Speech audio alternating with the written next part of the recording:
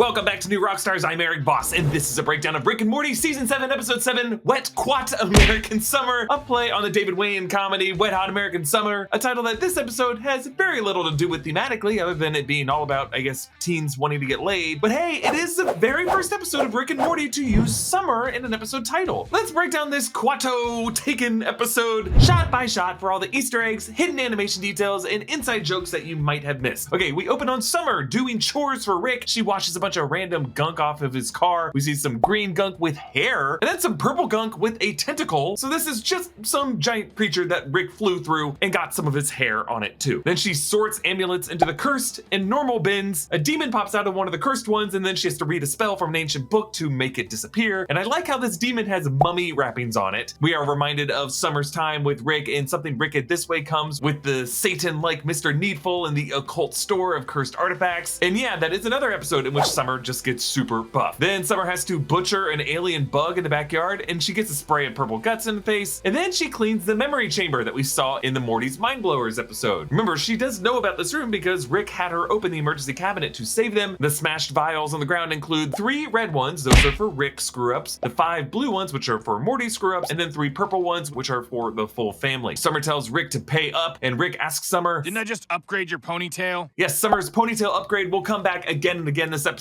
He also refers to some ghost goggles that would be in the vending machine, but Summer asks for an attribute slider. This is a feature that you would see in an RPG to tweak your character's skills and appearance. She asks for strength so that she can impress a frisbee golf party or Frolf. Rick ups her strength, but that reduces her intelligence more than it reduces her charisma and dexterity. Like, strength and intelligence are at opposite ends of the stat spectrum, the most mutually exclusive. Strength, charisma, dexterity, and intelligence are stats that you would see in an RPG. And not to be gross about this, but literally anytime Rick and Morty artists make a character buff, they always draw in the gutters. You know what I mean? Can't unsee those. I wish the Story Train episode wouldn't have put that term in my head. He's got those things. What do you call them? The gutters. Morty gross. Morty brings up that he helped Rick kill his nemesis, referring of course to the death of Rick Prime 2 episodes back. I think it's really interesting how this season seems to be taking steps each episode, even in the silly side ones, to make them all have some kind of canonical link. Maybe to outthink any viewers who claim that some episodes of this series are non-canon skippable ones. So here we get a callback to Unmort Rickon, along with the Kuato callback to Unmort Rickon because Rick Prime had one of those. And also the post-credit scene of last episode, Rick Fending Your Mort, has Morty greeting Jimmy in the school hallway, and Jimmy says, "See you at the Frolf mixer tomorrow." So they are really aiming for episode by episode continuity in ways that they haven't always done in past seasons. Rick throws a ninja smoke bomb to vanish, but he really just teleported into the bag of trash that Summer brought up from the basement. You just hide anywhere, huh? Yeah, Rick loves doing this kind of move, like when he pretended to turn into snakes in the Get Swifty episode. Now, this Frolf Party has a poster and a banner that read, "May the course be with you." Just the lamest, most forced Star Wars reference, because I guess you need a course to play Frolf. But I do have to say, they're not entirely assholes. They just really love Frolf, and they don't like people who fake loving Frolf. Trisha returns. That's a longtime schoolmate who most notably dated Ethan in the Whirly Dirly Conspiracy episode and has been in a bunch of episodes of Rick and Morty. Summer, I want to your dad. Oh, really? Remember, Whirly Dirly Conspiracy was another episode where Summer bizarrely changed her appearance to try to win people over. Brad returns along with Jimmy, and Jimmy is really into Summer rolling a quarter across her fingers. Her dexterity is wild. And again, it's just all about the Frolf, because as a Frolfer, he would be most impressed with just someone having dexterity with their fingers. And he even says, "Even consider a bigger disc," which at first sounds like a sexual advance, but no, it's not. He's just trying to recruit for his Frolf team. And then the snack table outside has a banner that says Ultimate Snacks, because when you're someone who loves Frolf and Ultimate Frisbee, the snacks are ultimate. And beside that table is Nancy. You remember her? That's Summer's former friend from band who joined them in the side quest for Rixie Business. And I like that she's just at the party too. Morty taps a slider to up Summer's intelligence, and then he puts it on to up his strength, and again, the gutters. And I love how they always say stupid, nonsensical, nothing jokes when they get buff. Like, "Let's see if these abs are waterproof." That statement means nothing, but it's also the kind of bullshit that some bros you meet might just say with confidence and zero irony, and it just works for them. Yes, as you can see, I have clearly moved on from my youth. Summer sees a bunch of floating numbers and equations a la Beautiful Mind, but if you actually do the math on these, it adds up, like the knife hitting the clock and then falling into the fruit bowl with negative 9.81 meters per second squared, which in physics is any object's acceleration due to gravity. So she uses all this to create this Rube Goldbergian chain reaction that trips Morty with the skateboard, and really, the smartest thing about it is a Frolf move that that really impresses Jimmy and Brad. I just can't get enough of how much this episode champions Frolf. It doesn't make fun of Frolf. Summer and Morty come out of the pool merged, with Morty lodged into her midsection, becoming a Kuato. That's a creepy psychic twin from Total Recall, which makes Prime Rick having one in Amortican not just a throwaway joke, but a setup for a plot turn later this season. Morty says, "Open your mind," which is a quote from the OG Kuato in Total Recall. Open your mind. But we learn that he's also desperately trying to psychically connect with Summer every time he says this. Rick is back home watching a show called Cake or Fake on interdimensional cable. It's a parody of the Netflix show Is It Cake? But in this version, it's humans that might be cake instead of inanimate objects. The contestant appears to be a Guy Fieri-like character with a flame shirt and cargo shorts, frosted tips, which does remind me of the best meme of all time, with Paul Hollywood, the judge of the Great British Baking Show, or Bake Off if you're in the UK, being speculated to be the British twin of Guy Fieri, who are separated at birth in a Parent Trap scenario. And we see this trapped guy screaming, Do I not breathe? Do I not speak? If you prick us, do we not bleed?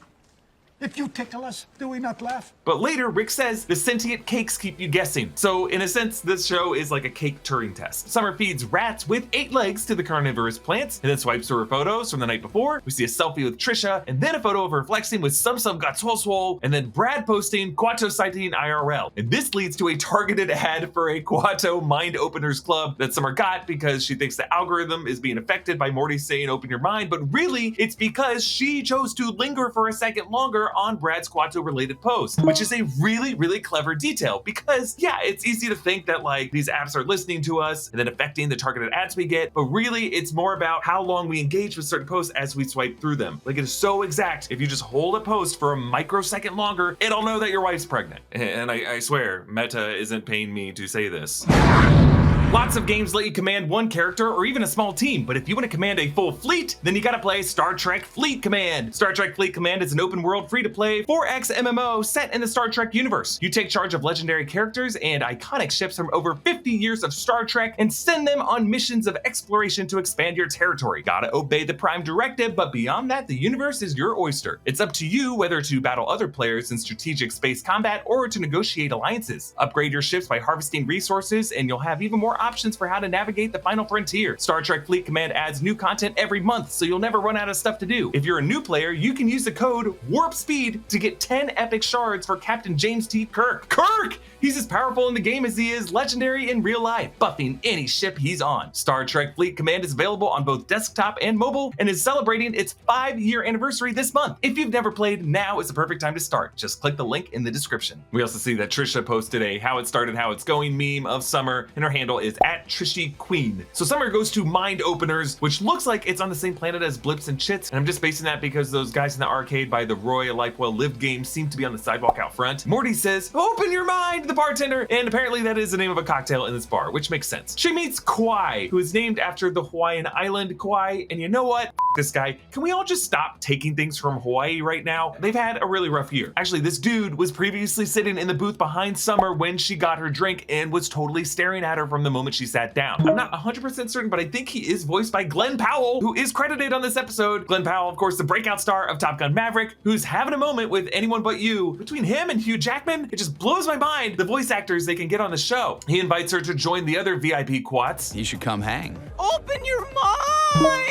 Sounds like we're down to clown. Yeah, it seems like Kuato Morty in that moment was putting his hands up to warn her. So upstairs they meet Kenneth, a sexy Jesus-looking guy, which is the kind of look that WeWork founder Adam Newman and Nexium cult leader Keith Raniere were going for. Later he says he's a revolutionary, and there's nothing more revolutionary than me being rich, which is exactly what cult leaders and disruptors are all about. And yeah, this episode takes a dark turn here, as these episodes always do, into a Taken scenario. Summer gets kidnapped and drugged and wakes up in a morgue headed toward a furnace, and then activates the Ponytail implant that Rick put in there with the phrase, "I don't give my grandpa enough credit." The doctor laughs, saying, "The oven's mostly for bodies, but I make pizzas in here too." I don't know why he says this, but it's so funny. Why is he saying this to her? Why is he so proud of it? But Summer saves this woman, and this is a woman who flirted with her as she entered the club, and the woman she will end up with at the end of the episode. Beth asks Rick to find the kids. Rick checks Morty's mind blower's memory room, and it's all cleaned up after Summer's chores. In the foreground, we actually see a bunch of labels on these vials. From left to right, we see fear of something, then pocket poo, who, then time something, hot balls, Stanford, probably Stanford prison experiment related, first something, then virginity, and that one's red, so it's Rick's virginity, a Morty one labeled micro tit, and then a Rick one labeled something LOL. Rick's AI plays back the security footage in black and white, which the AI did for dramatic effect because of course Rick's tech would be more advanced and have the footage in color. The AI reminds him that she is the voice of Rick's dead wife Diane. Back at the bar, we see Kuat is chatting up another girl with a Kuato, giving her the same speech he gave Summer. He confesses that Morty is at the Taken house, overtly calling out that this episode is now based on the Liam Neeson movie. Morty is being held in room 237. This is the room in Stanley Kubrick's The Shining where Danny and Jack meet the naked ghost lady. Room 237 is also the title of a fantastic documentary about conspiracy theories around The Shining. Kenneth confesses that he profits by transplanting Kuatos onto wealthy buyers who want Kuatos as status symbols. Rick follows the path of Liam Neeson from Taken, beating up the taxi driver, then the bartender, then the kidnapper, and then the other trafficker, and Rick tells her that open your mind is really a directive for Summer to communicate with her Kuato with a psychic link. And Summer does this, finding herself in a liquidy black void that looks like the Upside Down in Stranger Things, and also kind of like the Black Room in Under the Skin. Morty is at an auction, like the daughter in Taken that she ends up in. The host wears this mask, and there's a few guys who are just running the auction online. Kenneth orders that Kuat be killed, and they pop his Kuato's heads with a high-pitched tone like the David Cronenberg classic scanners. Rick fools them with a noisemaker on his temple, which he must wear all the time just in case this ever comes up. Summer uses her Frolf skills to take down the auction host. They kick open a door to find this massive Kuato, and Rick wonders whose chest would be that big. Like in the finale of Taken, the showdown happens on a huge yacht. Rick jumps out of the window, inflating his butt to cushion the fall, and Rick now says something really interesting. He tells Summer that he considers Morty like a dog, but Summer like a cat for whom affection is earned, and Rick treats her more like an equal because he respects her, and she reminds him of her grandmother. A huge admission. Rick sees in Summer qualities of his wife Diane. So Rick activates Summer's Ponytail's secret move, which goes down the guy's throat to kill him, which kind of reminds me of the hair-based fatalities done by the Mortal Kombat character Sindel. They board the yacht, Kuato Morty escapes his sedation, Kenneth gets cornered. There are days and there are days. Which does echo the punchline from this Mr. Show sketch where a kidnapper cuts off his own toe. There are days and there are days. Kenneth's Kuato splits off and pushes out his own Kuato, the mastermind behind it all. Kuato Morty drops him from the skylight and wrestles Kuato Kenneth, and Rick steps in to help, but I just love how Summer wordlessly stops him and shakes her head like, dude,